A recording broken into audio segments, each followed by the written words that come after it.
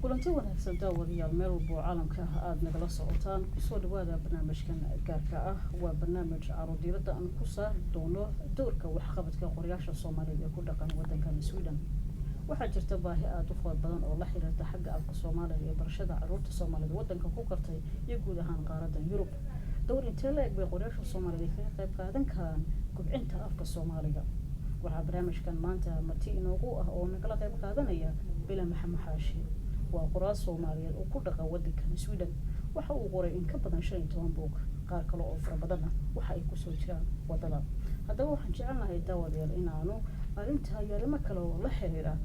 Bila iyo qoranimadiisa aanu kala sheekeysano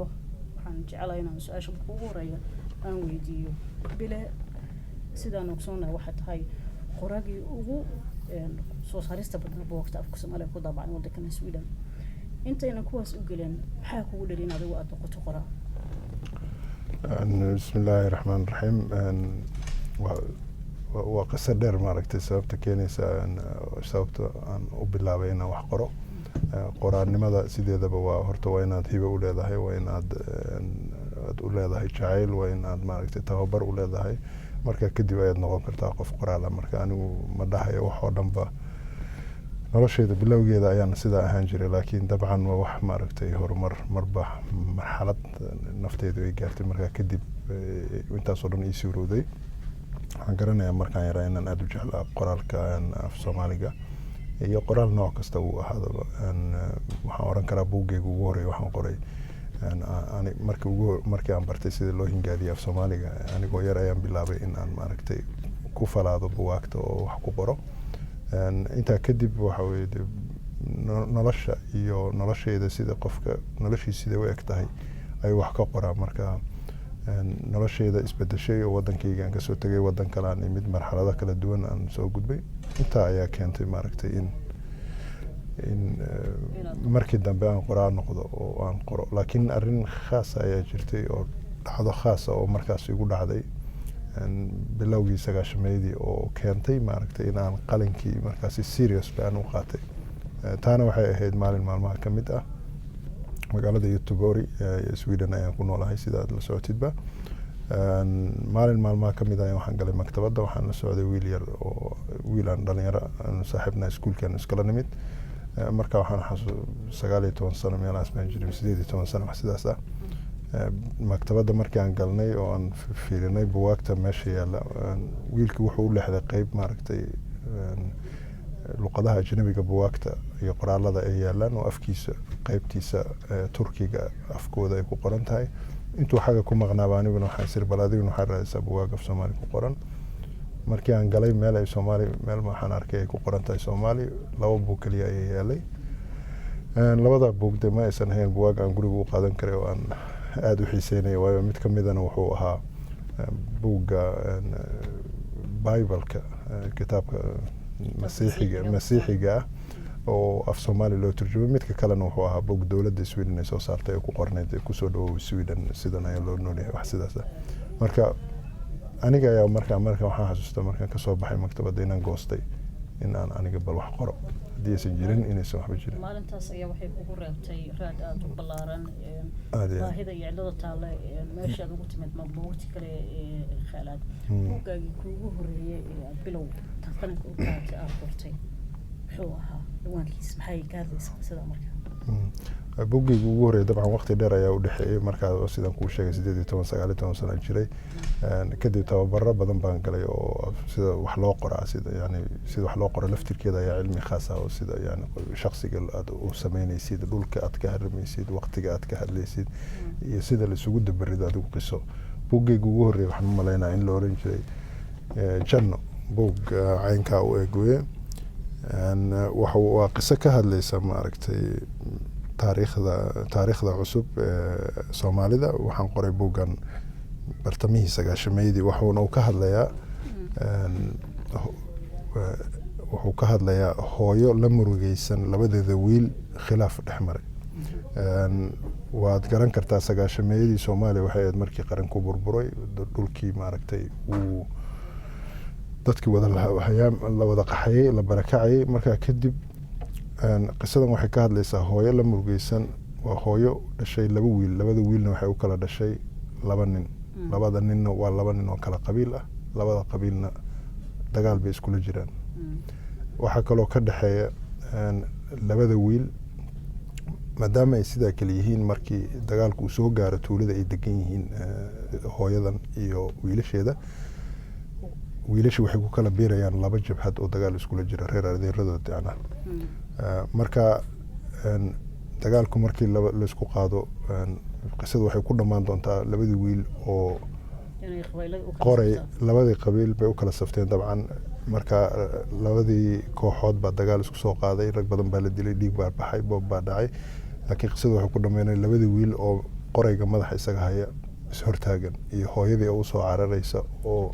khudbad dheer jeedinaysa oo sababta ay maaragtay labadeeda wiil khilaafka ka dhexeeya uusan jirin. khilaafka kale labada wiil ka dhexeeya waxay tahay wiilasha mid ka mida markii uu tuulada ka baxayay uu ku biirayay kooxda jabhadda uu ku biirayay, gabar ayuu axdi ka qaaday inuu guursan doono, laakiin waxaa ka soo hormaray kii kale oo tuuladii kusoo noqday oo gabadhi ka guursaday. marka taana waa qiso kale, laakiin waa laba qiso oo isku duuban, maaragtay xawaajigii weeye haddii sidaas loo yiraahdana. marka qisada waxay ka turjumaysaa dhibkii dhacay Soomaalida, waad garan kartaa isla markiiba, iyo saameyntii dadka ku yeeshay. hooyadu waxay matalaysaa dhulkii iyo wadankii Soomaaliya, labada wiilna waxay matalayaan xataa iyagoo kala aabba ah laakiin waa isku hooyo, macnaha waa dadkii Soomaalida ahayd ee qabaa'ilada kala ahaa. waxaan rabay inaan buugga ka iraahdo ama qisada igu dhaliyay waxay ahayd inaan dadka maaragtay aan ka iraahdo qabiilku ma ahan dee wax dhab ahoo jira. dadku waa isku wada hooyo, dadku waa isku wada raadiyaha ka hadla TV-ga, dadku waa isku wada walaalo. intaba haddii arka khilaafaadkan jirmigi uu maqlayo mar khiyaali ah inuu yahay kordhaya ereyada يرو قابن أو كوبان ويا طبعا تكسيك لقينا بوجا طبعا وبوج قصات عجيبة وحنبارسن بيننا واحد هالكن هات كاركيسن كواد وفرط بدن وأنت ساعد يكبدن بلغوس وكوب كارين وحيابه كارليان لكن إجنو بوج تنتظر بدن بلو وحن هرتي ذا كم مقدم محبوس تضبطي تضبو ورجيز با كم مقدم كلا سومالي تايمز حسوس قركي ليلو haddii aad guud mar noogu samayso buuggan maxbuus la yiraahdo maxay tahay qisadu soo koobaya asagu ninkan maxbuuska? marka hore buuggan waxaa la yiraahdaa maxbuus number 77 waa qiso kale oo aan qoray bilowgii 2002 malayna inuu soo baxay.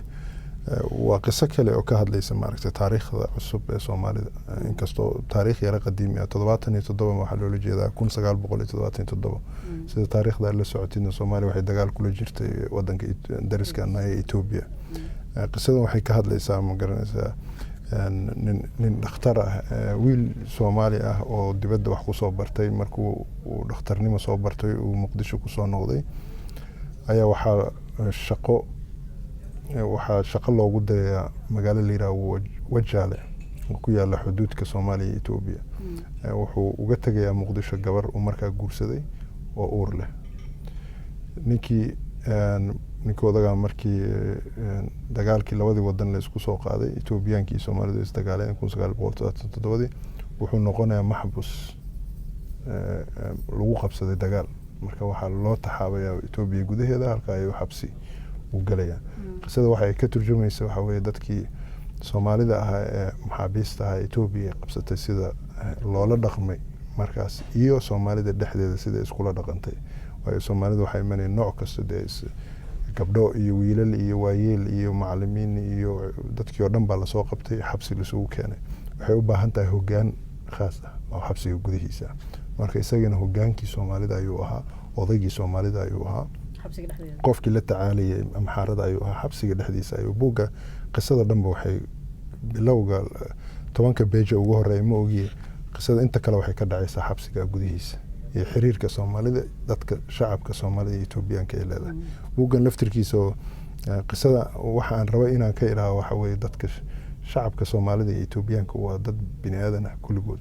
ma ahan dad isdagaashan. waxa isdagaashan waa siyaasadda, waxa la isku dagaali karaa maaragtay mowqifyo iyo wax la mid ah. laakiin marka dadka xabsiga ku wada nool waa dad aadana ah. gabar baa umulaysa Soomaali ah,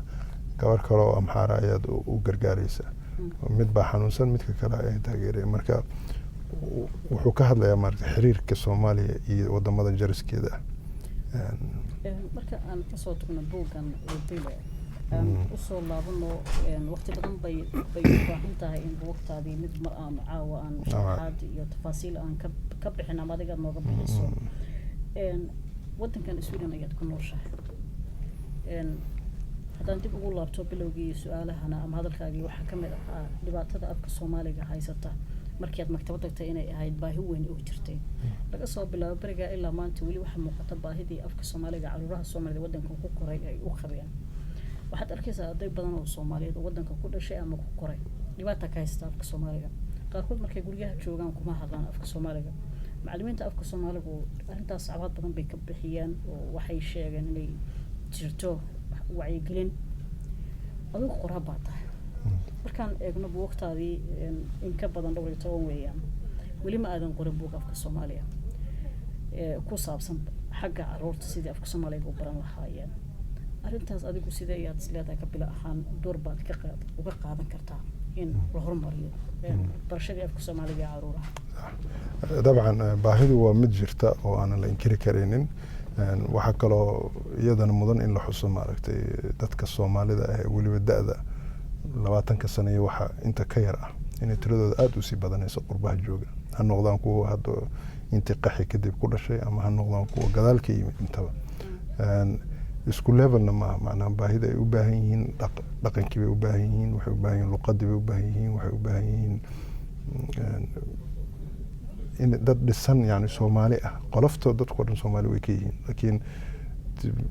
waa la kala duwan yahay iyadoo sidaas oo kale ta aniga waxaan leeyahay hadda wiil 17 sano jira 17 sano ayuu jiraa aniga markaan 16 sano jiray waatan ku sheegay markaas aniga 16 sano markaan jiray markaan Sweden imid nin weyn baan ahaa aniga Soomaaligaygu aad buu u fiicnaa dhaqankaygu waan aqaan diintaydu waan aqaan dhulkaygu waan ku soo koray laakiin waxaad moodaa qofka markuu 17 sano Sweden ku gaaray Sweden ku dhashay inuu u baahan yahay kaalmo badan in la kaalmeeyo oo laga dhiso xaggii dhaqankii xaggii diintii xaggii afkii hawshaasna dabcan qorayaashu hormuud bay u yihiin laakiin ma aha kaliya qorayaasha kaliya dadka mas'uulkaas uu saaran yahay waa number 1 waa gurigi labadii waalidiin isku xil saaran oo la isku dayo at least inay kula hadlaan afkii Soomaaliga ilmahoodii laba waxa weeye intii kale wax qorta bahda wax qorto dhan waxa ka soo galaya journalistiyaasha soo galaya waxa soo galaya qorayaasha buugta soo gali kara waxa soo gali kara dadka raadiyaha ka hadla TV-ga dadka wax ka soo daay intaba hadii af Soomaali ma aragtay cunugii uu maqlayo mar walba waxa kordhaya ereyadiisii cunugii uu Soomaali ku yaqaan marka taana waxay keenaysaa qofku markuu luqadiisu si fiican u yaqaano identity-giisu aad buu u garanayaa qofku yahay uu yaqaan meesha ka soo jeedo u garanaya laakiin markuu afkiisii uu ciilayo waxa moodaa qofku inuu calaamad su'aal kaga saaran tahay xaganka imid aniga marka waxay u baahan tahay su'aashaada jawaabteeda dad badan inay is caawiyaan waalidkii ha noqoto gurigii waalidkii ha noqdaan intii kale wax qorta ha noqoto shakhsiyan aniga maxaad uga qayb qaadatay haddaad tiraahdo 15 buug haddaan qoray waxaan u maleynayaa waxba si fiican baan uga qayb qaatay uma badnaa caruurtooda dabcan kuwii dadkii waaweynaa iyo mujtamacii guud ahaan baad bay ka hadlayaan si kala duwan inta marka aan ka dhex galo bilow waalid waxaa jira caruurtooda kula hadla afka Swedishka intee leeg bay u geysan kartaa inaan caruurihii ku hadlin afka Soomaaliga ama dibdhac intee leeg bay u keeni kartaa cunug maanta raba inuu yiraahdo buugan waan ka qaaday laakiin markuu yiraahdo buugii baa dhaqaaqay fahmi kartaa macnaha aad dhibaato weyn oo jirta way maaragtay laakiin waalidiinta numberkooda dabcan ma hayo laakiin way jiraan waan hubaa inay jiraan waalidiin caruurtooda kula hadla afkii dhulka ay yimaadeen ama af Ingiriis ha noqdo ama Finnish ama Swedish ama Arabi taa waxay u keenaysaa waalidkii laftirkiisii luqadii dhulkii uu yimid isagoo waan si fiican u aqoonin ayuu luqadii oo jajaban cunugiisa kula hadlaya dhaawac weyn buu cunugiisa u keenaa qofka waalidka uusan ogeyn waxa imanaya caruurtiisii inaysan labadii afba aysan midna aysan ku filnayn marka qof aanan af aqoon wad garan kartaa haddaad aragtid hadda ilmahan Yurub waxaad maqlaysaa ilmihii waxay noqdeen gangster bay noqdeen violent bay noqdeen dagaalo iyo wax dabcan waxa keenaya qofkii hadii marka aad rabtid inaad dareenkaaga gudbisid aadan verbally luqad ahaan aad u gudbi karin dabcan waa inaad wax kale adeegsato waa inaad gacantii adeegsato waa inaad qorigii isticmaasho waa inaad si kale u xaliso marka luqaddu wax badan bay qofka ka kaalmeynaysaa qofka hadduu uu ku bogan karo afkiisii uma baahna inuu gacan qaado iskuulada macallimiinta afka Soomaaliga dhigta qaar badan oo iyaga kamid markii aan la sheekaystay waxay sheegeen in carruuraha Soomaalidu ay ka faanaan in waalidkooda iskoolka u yimaado iyagoo ka baqaya in waalidkii luqadii Swedish si qaldan ugu hadlaan oo jajab ah taana ay kala tilmaamo yiraahdo ma yahoy iskoolka maanta ama aabaha iman waa isdabari karnaa arrimaha noocaas marka sidee ayay macallimiinta afka Soomaaliga iyaga qor iyo adinka qoryaal ah aad wax uga qaban kartaan arrintan u baahan kubcinta afka Soomaaliga iyo in waalidka laftirkooda iyagu ay bartaan luqadii si ay uga baxaan baahida tarjumaanada loo qabay taa waa su'aal kale waxaad weydiinaysaa waalidkii inuu afkii wadankii ay yimaadeen uu ku yaryahay dabcan waa wax fiican inaad baratid luqadda dhulka aad timid laakiin shakhsiyan aniga waxaan taa ceeb uma arko qofka haddii uusan u dhalan jajab ku yahay ama uusan si fiican u aqoonin uma fiicna caruurtii waxa keenayna waxa weeye waxa ceeb aniga dhinacayga ka ah qofka markuu afkiisii hooyo uusan ku filnayn markaas ayaa ka ceeb badan markuu caruurtii maaragtay af Swedish si saani ugu hadlayaan waalidku laasin ku hadlaynin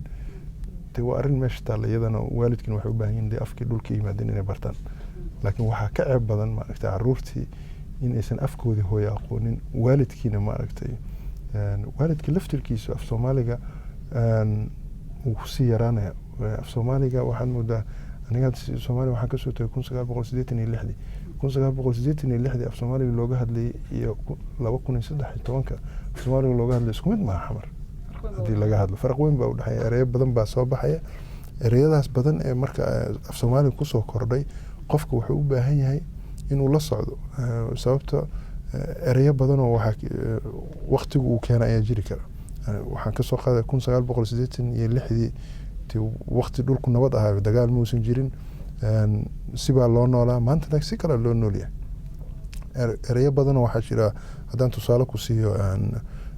dagaalku uu keenay luqadda laftirkeedu way isbedelaysaa mar walba marxaladda waddanka iyo dadku ay marayaan ay ku xiran tahay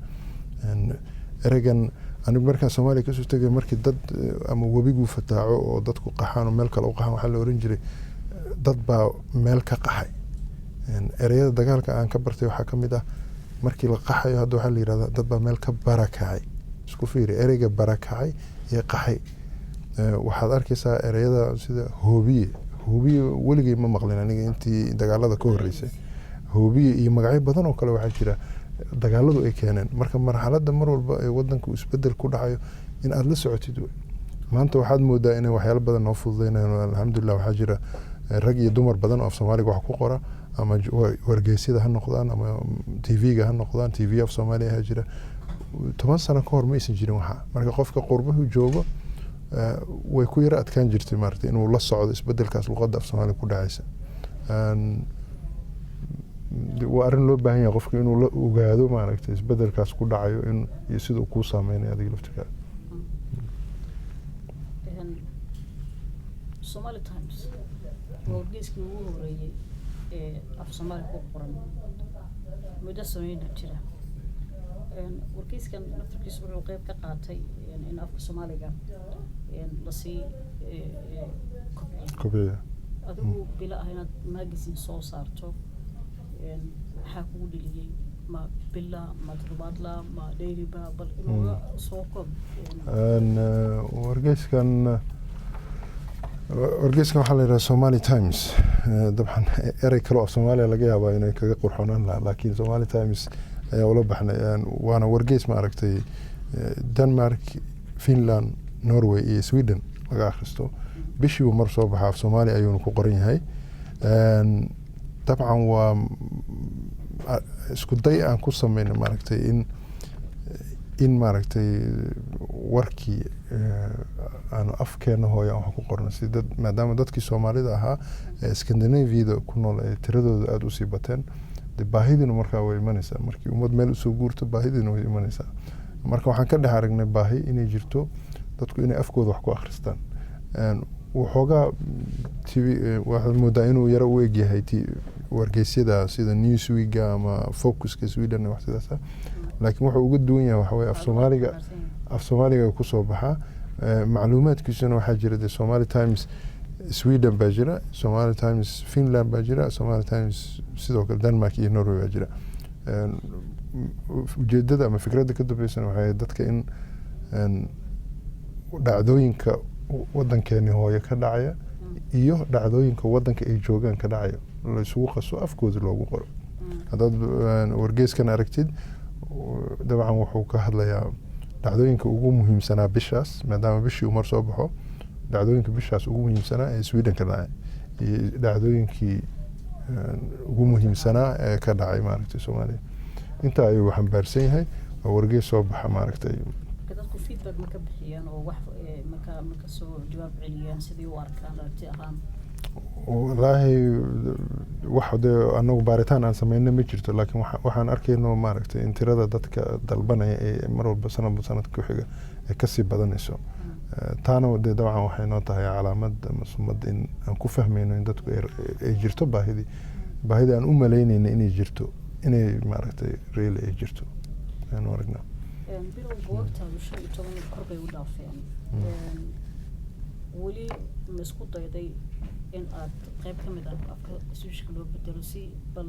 waqtan tirada badan ama macluumaadku xambaarsan yahay sheekooyinka dhaqanka Soomaalida oo ku salka ku hayo binayagana ay fahmaan maadaama dadka reer Sweden qaarkood ay faham dara ka hayso Soomaalida iyo dhaqankeeda iyo Soomaaliya guud ahaan waxa uu yahay xagga diinta dhaqanka iyo mujtamaca Soomaalida waxa ay yihiin isku dayday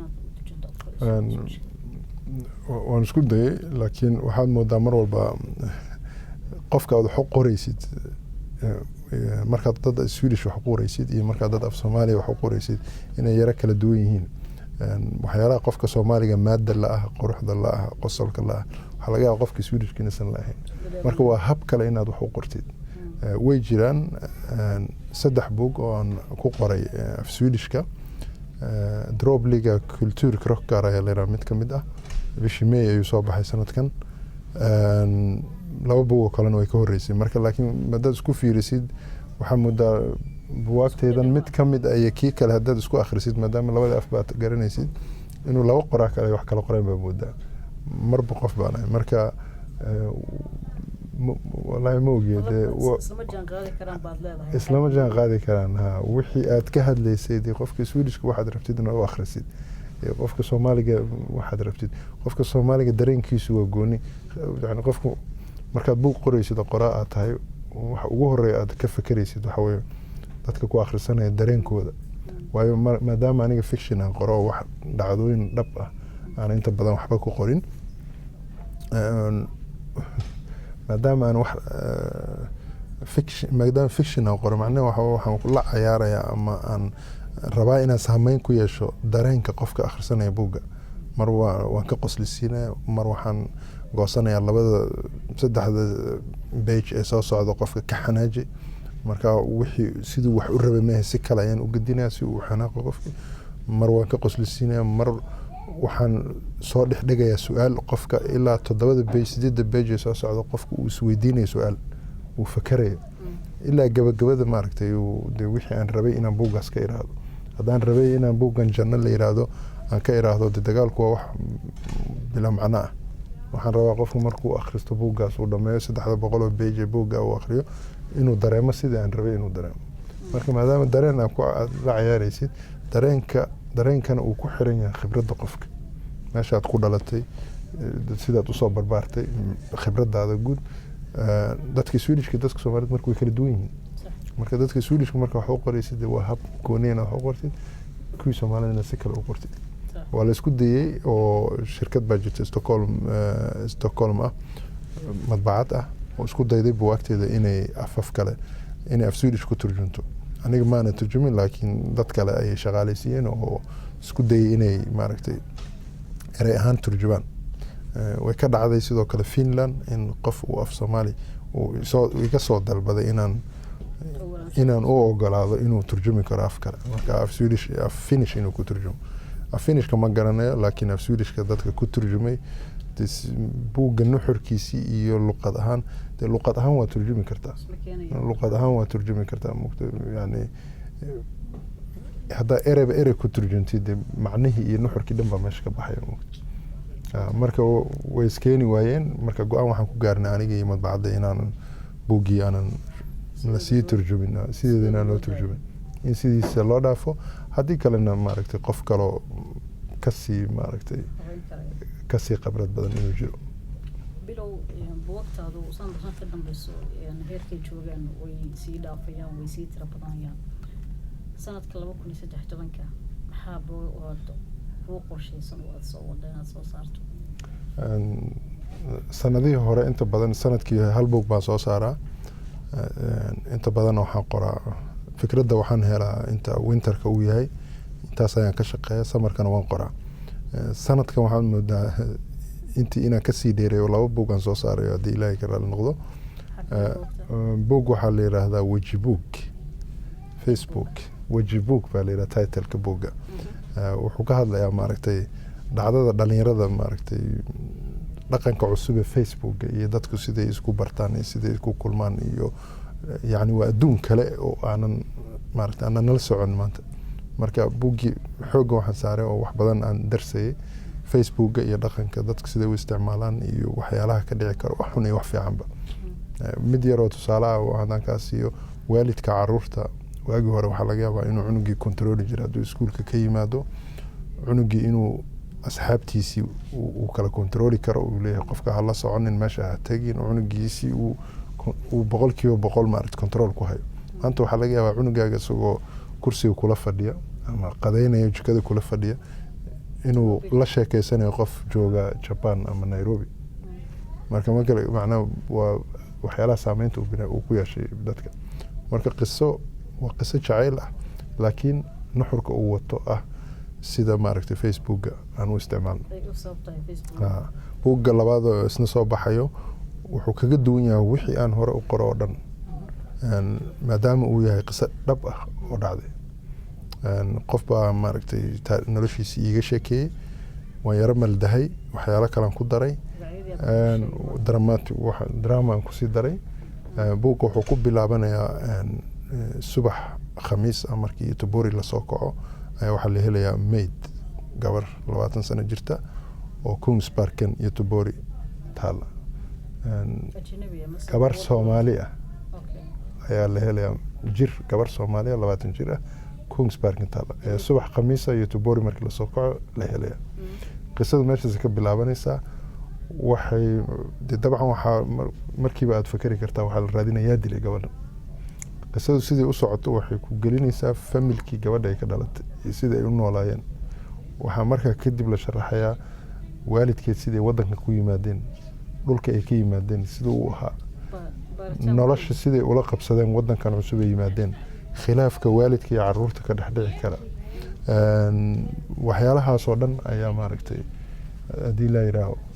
uu ka hadlayaa buuggan waana sida caadigii ahna dadka badankoodna ay yidhaahdaan haddaad isku soo wada duubtid waxaan wax ka qoro dhan waa taariikhda cusub ee Soomaalida dadka Soomaalida Soomaaliya dhib baa ka dhacay dadkii way soo qaxeen 1 milyan ka badan baa banaan ku nool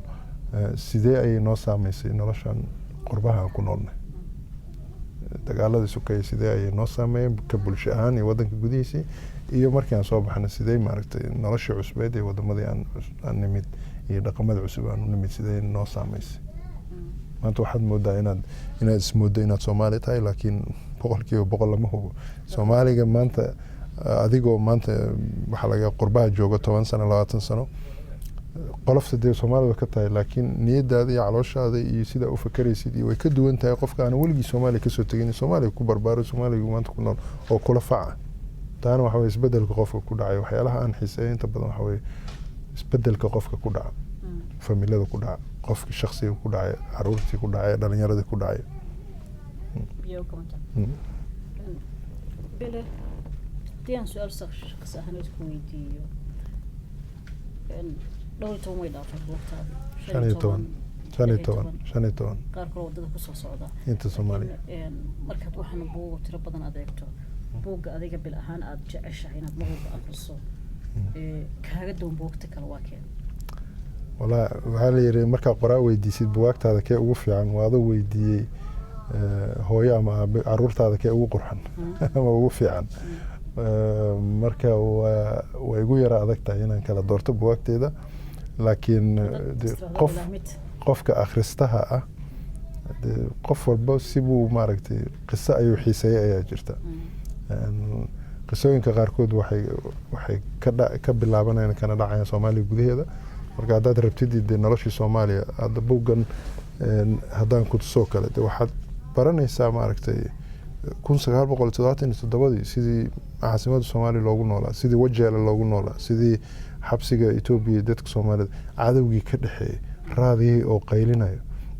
heestii oo baxayso oo la leeyahay kana galbay ku kala mooye يعني waxaad galaysaa dareen kale maaragtay waqtigaas aad rabtid inaad dib u soo go'ato dareentid ugaas akhrisanaysaa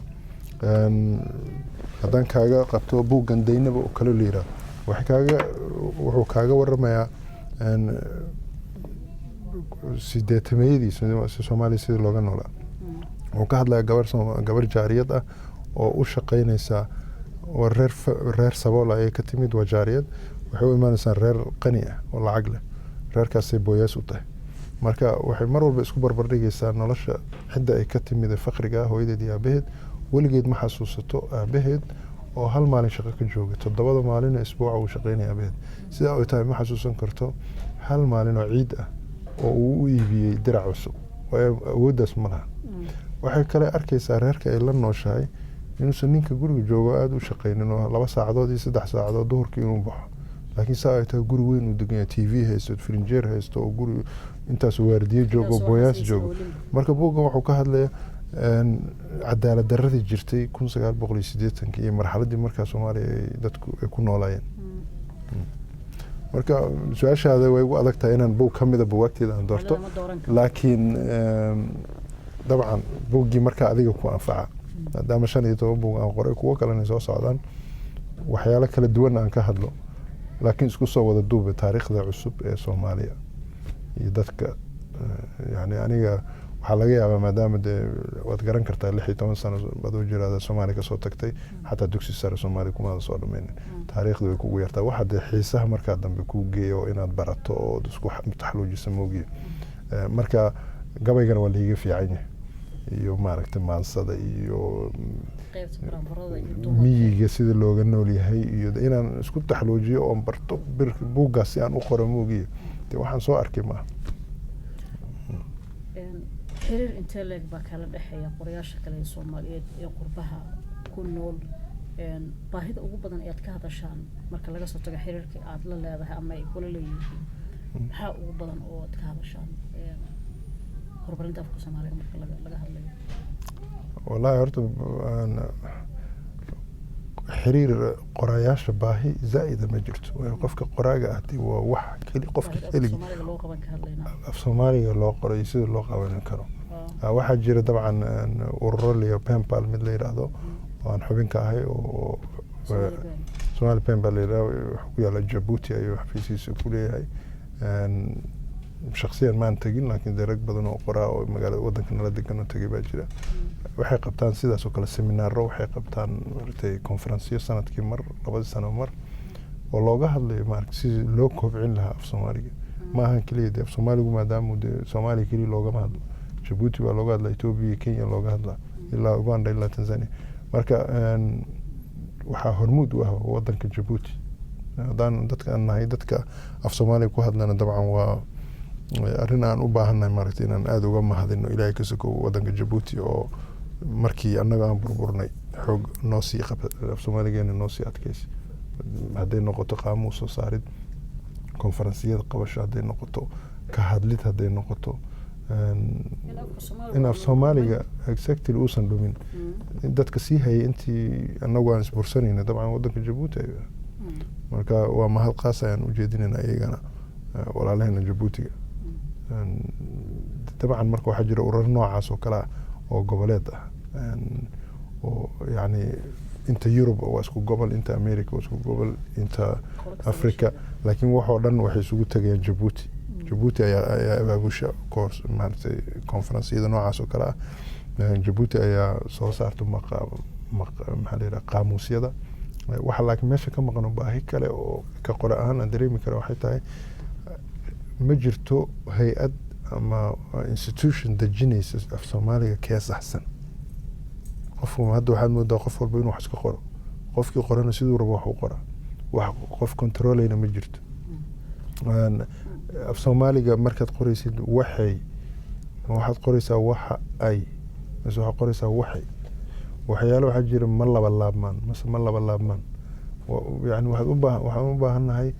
waxna haga oo dadkoo dhan si isku wax ay wax u wada qoraan gudoomiyaha ma laba da'ba ma hal da'ba yani sidaas oo kale naxwo ahaan iyo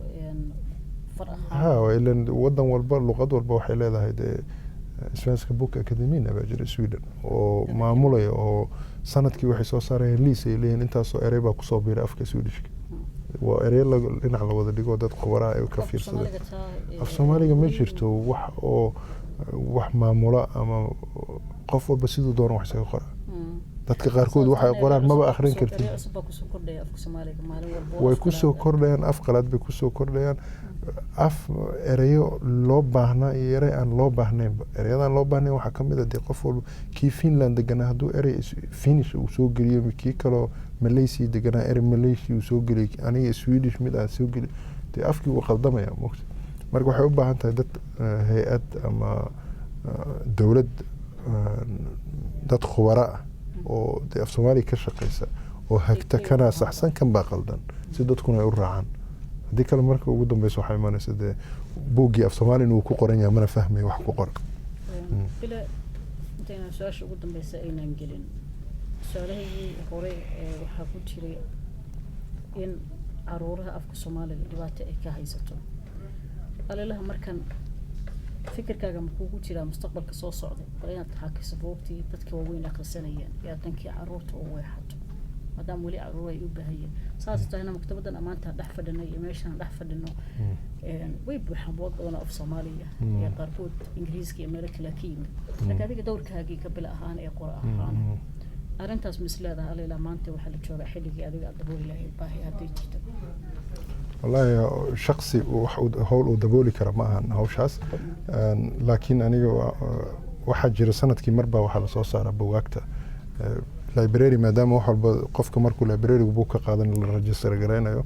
على صار ستاتستيك سنة دور بوقتها وجبضا تراكوبكا وجبضا بوقتها سلقاتي سنة كي كواد النقضي قراجي لوجو أخرس كبدنا وحد كل سجال بقول لو كون يلحدي markii information ku soo gaaray dabcan waa farxaysaa waana dhiirigelin inaad sii wadido ku sii dhiirigelin laakiin su'aasha aan isweydiiyay waxay ahayd waay maxay dadkan aniga yani buugteeda u qaataan yani dadka kama aqoon badni dadka kama maarkino kama af Soomaali macaani sidee ku dhacday marka arrintii markaan dib u galay waxa ii soo baxay in af Soomaaliga aad u sahlan yahay Soomaaliga u sahlan yahay waxay keenaysaa ma ku hadlo af Soomaali lahjadna kuma hadlo sida maqlaysid Soomaaligeena erey walba ereyga ka fudud waliba markaan wax qorayo waa aad baan ula socda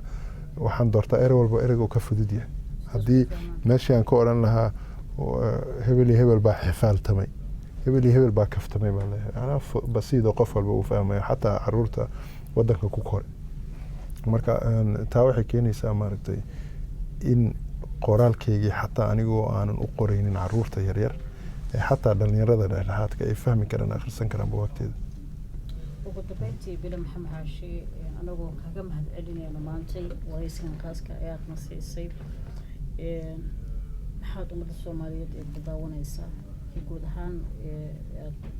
iyadoo bishii Ramadaan ay fooda nagu soo hayso maxaad ummadda Soomaaliyeed guud ahaan soo jeedin lahayd waxaan soo jeedinayaa horta Ramadaan Kariim aan rabaa inaan idhaaho ummadda Soomaaliyeed meel walba ay joogaan ilaahna naga dhigo khayrkiisa hana waafajiyo intaa kadib arrinta kale aan rabaa inaan idhaaho waxa weeye weliba Soomaalida qurba joogta ah inaan ku idhaahdo waxa weeye afkaaga iskula weynow waa fududahay maaragtay in weliba dadkoo dhan maaha dabcan laakiin in afkaaga maaragtay aad isku ciisho ama aad kala xishooto markaad meelo kala joogto waa wax laga fiican yahay afkaaga waa qayb adiga ka mid ah marka waxaan dhihi lahaa mar walba soo xasuuso iskula weyna caruurtaada bar laakiin adiga laftirkaaga isku day inaad af soomaaliga wax ku akhrisatid inaad af soomaaliga wax ku dartid inaad maaragtay af soomaaliga aad iskula weynaato oo aysan kula qurxoonaanin af ajnabi ah taa maaragtay waa iga talo intaan rabo inaan ummadda soomaalida u gudbiyana waa intaa aad baa umahadsan tahay bila maxamed xaashi waxa uu ahaa qoraa soomaaliyeed oo ka mid ah qorayaasha ugu caansan ee waddankan Sweden sida aad arkaysaan in ka badan 17 buug ee qoray qaar kalena oo haatan wadada ay ku soo jiraan waxaan mar kale mahad celinayaa bilo oo waqtiga qaali ah ina siiyay fursad yaqaan iyo film qaada maxamed cumar oo asagana kaalintiisii wax qoolka ahayd amarnaba aanan iloobi karin intaan barnaamijka mid lamid aan hawada u kulmi doono waa aniga iyo bahda barnaamijkan maxamed cumar iyo bilo iyo intii gacanta ka geysataba waxaan leenahay amaana Allah iyo amaana rasuul